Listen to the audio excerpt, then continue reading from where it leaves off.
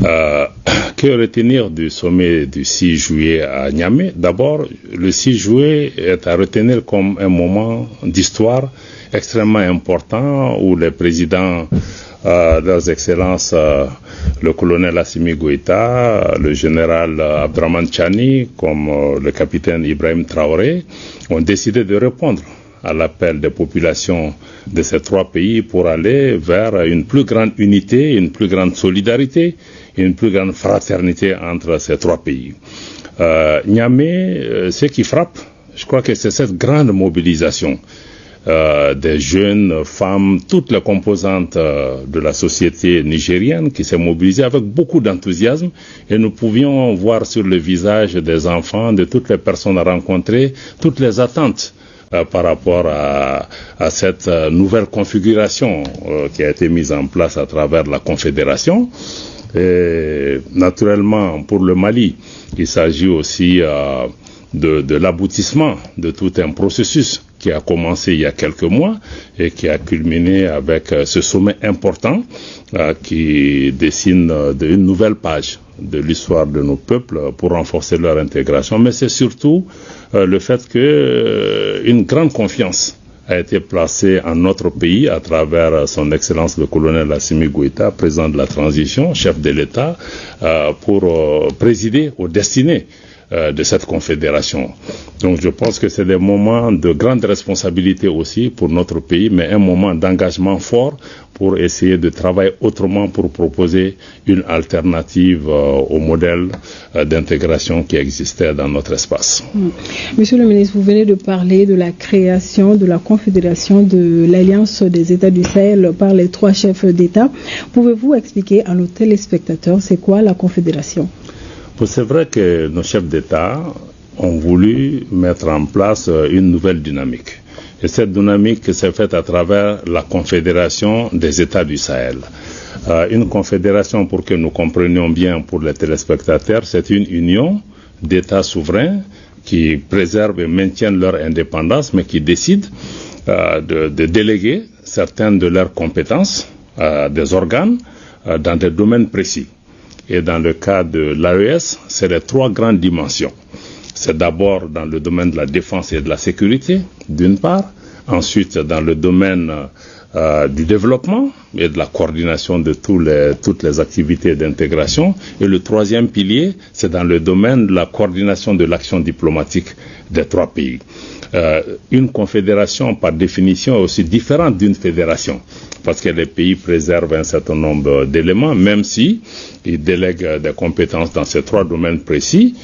Une fédération, c'est vraiment un État.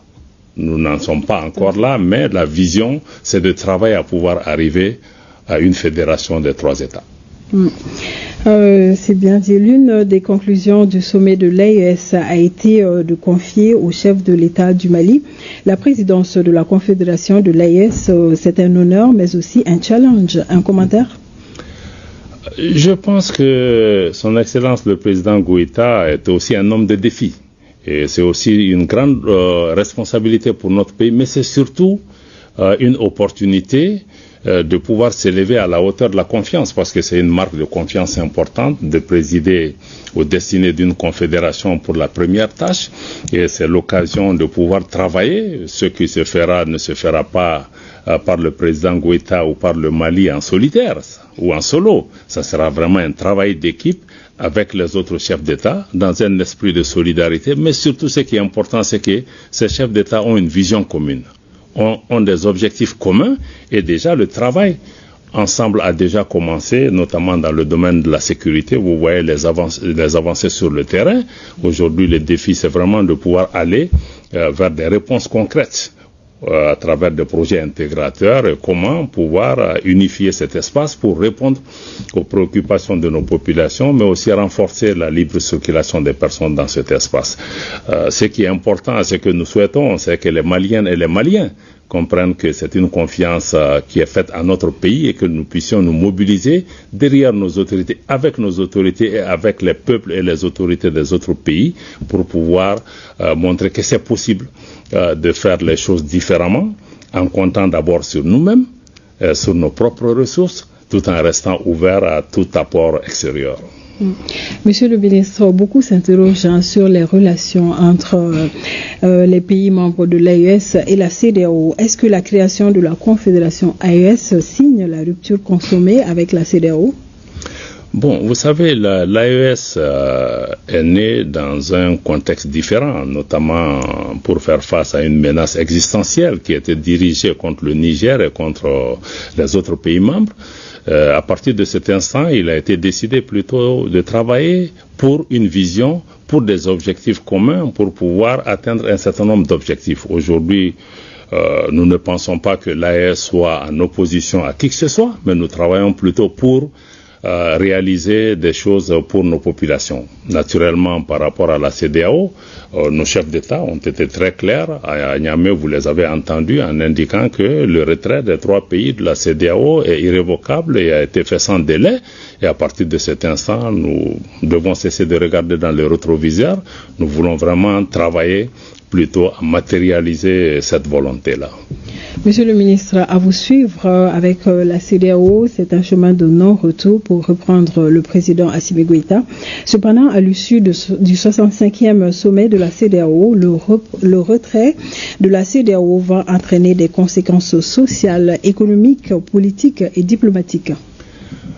Que ce soit pour la CEDEAO ou sur un certain nombre d'options majeures qui ont été prises, comme le président l'a indiqué, ce n'est pas seulement que pour la CEDEAO, sur un certain nombre de questions, de relations avec certains partenaires qui n'étaient pas sincères, un chemin de non-retour a été pris. Et ceci, il faut pouvoir intégrer ça, que nous puissions vraiment avancer aujourd'hui dans le sens que nous souhaitons pour nos pays et pour nos peuples. À mon avis, c'est ce qui semble, à mon avis, être le point le plus important. Et aujourd'hui, il n'est pas question vraiment de s'attarder sur ces questions. Nous devons plutôt travailler à réaliser ce qui est important pour les populations de cet espace. Nos chefs d'État y sont engagés. Ils veulent mettre en place une architecture d'intégration, parce que aussi il faut que nous comprenions que c'est que le travail que les chefs d'État veulent faire dans le cadre de la Confédération, c'est de sortir des schémas classiques, parce qu'autrefois on dit qu'il faut créer une organisation, non, ce n'est pas une organisation, c'est une confédération, donc une association d'États, donc un processus intergouvernemental qui nous permettra de travailler avec plus d'autonomie, plus de souplesse, pour d'abord, assurer la sécurité. Aujourd'hui, il y a un niveau avancé de collaboration et de coopération entre les forces de défense et de sécurité sur le terrain qui ont enregistré des succès appréciables et qui sont à l'offensive face à des groupes ennemis. Et sur le plan du développement aujourd'hui, nos ministres en charge des questions d'économie et de finances et de développement ont développé des projets intégrateurs et un certain nombre d'actions à mettre en œuvre pour pouvoir renforcer la libre circulation des personnes, mais aussi à renforcer les échanges entre nos pays et des actions qui puissent bénéficier à nos populations. Et déjà, sur le plan diplomatique, nos pays se concertent déjà. L'année dernière, à l'Assemblée générale des Nations unies, le Mali s'est exprimé avec l'autorisation et un accord avec le Niger au nom du gouvernement du Niger. Donc, nous pensons qu'aujourd'hui, il faut qu'on comprenne que la Confédération est une autre étape, une autre façon de... C'est nouveau, certainement. Il y a certainement des incertitudes par rapport à cela, mais je pense qu'avec notre engagement et le désir d'unité qu'il y a entre nos chefs d'État et entre nos populations, nous sommes certains qu'il est possible d'envisager des actions bénéfiques pour nos populations, mais tout en restant ouvert aussi à un travail avec nos voisins et d'autres organisations avec lesquelles nous partageons cet espace et avec lesquelles nous sommes condamnés de vivre. Mais nous avons une autre approche, nous avons une vision, nous avons nos objectifs, mais nous allons devoir maintenir les discussions avec les autres pour avancer. Mais je pense que le chemin qui est engagé n'est pas réversible. Une dernière question, Monsieur le ministre, si vous le permettez. Des informations font état d'imposition de visa aux ressortissants de l'AES dans l'espace CEDEAO. Qu'en est-il? Merci infiniment. Vous savez, j'ai le communiqué des chefs d'État sous la main ici, que j'ai parcouru en long et en large parce que j'ai entendu parler d'éléments par rapport. Je ne vois aucune référence dans le communiqué des chefs d'État par rapport à des restrictions qui serait imposée à la circulation de nos ressortissants dans cet espace.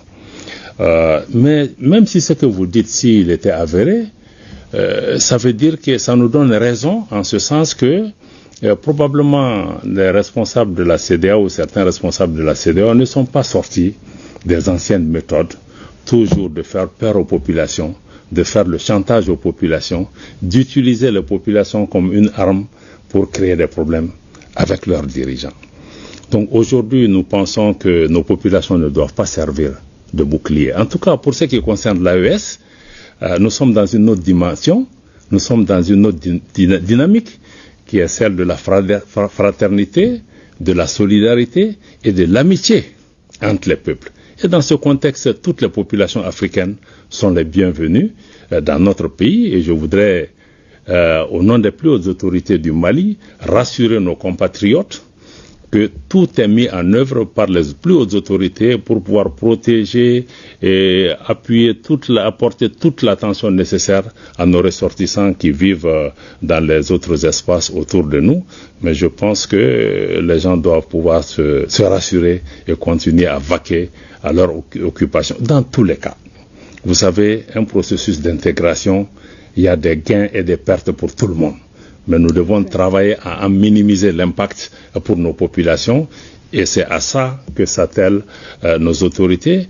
Mais il faut aussi qu'on comprenne que le chemin qu'on a pris est un chemin difficile, qu'il y a des conséquences, il y a des difficultés, mais tout est fonction de l'objectif que nous recherchons. Certains résultats ont pu être atteints grâce au sacrifice des Maliens. Qui aurait cru que le Mali aurait pu atteindre ses résultats sur le plan sécuritaire avec ses propres moyens face à des puissances qui ont été là avec des milliards de dollars investis pendant 10 ans qui n'ont pas donné de résultats. Donc dans le cadre de l'AES aussi, parions que nous allons pouvoir, avec nos maigres moyens, avec vraiment une volonté forte, pouvoir exploiter d'abord l'homme sahélien dans le cadre de cette confédération pour pouvoir donner une autre alternative, mais qui soit quelque chose de concret.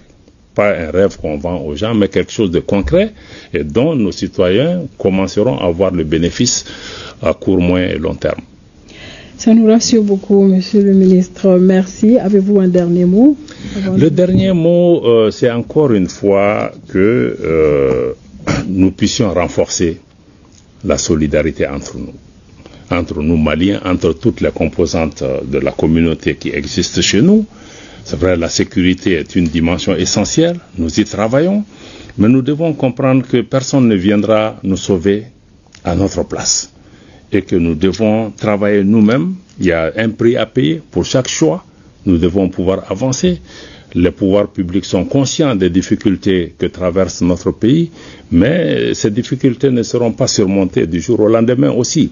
Donc nous devons pouvoir maintenir le cap pour faire en sorte que nous travaillons dans un pays, nous arrivons à avoir un pays en sécurité, un pays stable, un pays où la prospérité est partagée, où les dirigeants communiquent en toute transparence aussi avec les populations sur les difficultés et qu'on puisse se mobiliser pour trouver ensemble des solutions qui préservent notre pays. Merci beaucoup, Monsieur le ministre, d'être passé. Merci infiniment. Merci. Et nous poursuivons ce journal. Parlons à présent de cette visite de la Commission Défense, Sécurité et Protection Civile du Conseil national